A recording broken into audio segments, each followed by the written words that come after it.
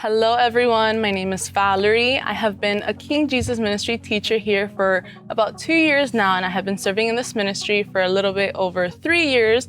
And it has been an amazing experience, an amazing journey in which I have learned so much about how to engage with kids, how to manage a classroom, and many, many more things. So in this new segment that we have here, it's called Teacher Tip Tuesdays. We're gonna teach you a little bit of those tips and tricks that we have learned along the way. So today's class is how to make the Bible interesting for kids. And the first tip is to be visual. So kids are gonna get bored very easily if you're just giving them words and not a lot of movement and not a lot of things that they can see with their physical eye. So you need to use things that they like toys. Especially for the younger age group, you need to use something that will captivate their attention and will also connect it to the class or the lesson. You can also use, like my friend right here, puppets, or you can even do a drama or a dress up. Let's say if you're talking about the story of King David, you can put on a crown, or you can even have one of your kids act as King David, and it'll make it really interesting for them because it's not just something that they're hearing, but something that they're experiencing as well. And also you can use experiments. Like for example, last week or a couple weeks ago, we did an experiment with Mentos and Coke to show what it's like when we have faith and when God adds faith and it overflows, just like the soda did and it exploded. So of course that caught the kids' attention, they really enjoyed it, and it was something that they will keep in mind for a long time.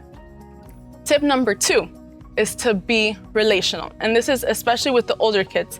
So many of the kids are like, oh, but the Bible's full of stories and myths and tales and not things that they can apply to their own life. So it's our responsibility as teachers to connect the story to their right now. So for example, let's take the story of Daniel and the den of the lions. They're probably like, but what are the odds that I'm gonna be in that situation?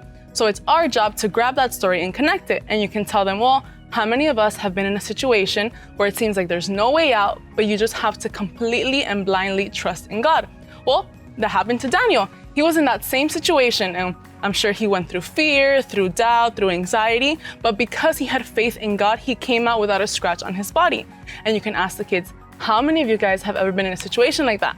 And then they can raise their hand. And what you can do is that you can ask them to share their testimony, share their story, and you yourself can share your own story with them. And what will that do? That will create trust between you and your student. If you share with them a little bit about yourself, they'll see that you're an approachable and relatable person. So like that, they'll be able to receive what you're telling them a little bit more. And then our point number 3 is to be interactive with the kids. So just like I had mentioned, ask questions about the class. What did you find most interesting? What are some questions that you may have? Many doubts, any concerns? And like that, if you're asking questions, it'll keep them on their toes and it'll keep them wanting to listen and to pay attention to what you're actually saying. And you can use technology. I'm sure every single kid in your classroom, if you're dealing with an older age group, has a cell phone or an iPad or something like that. So you can even use Kahoots. You can put up your own questions, your own answers, you can play a game with them, and I'm sure they'll love it and they'll be very engaged and very interactive with you. So these 3 major tips: 1, be visual; 2, be relational; and 3, be interactive and engaging with your kids. So right there, you teachers, I encourage you guys to use these 3 tips in your classroom and see how much more and interesting the Bible will seem to your kids. Tell us what more tips and tricks you guys would like to hear in the next time. Bye.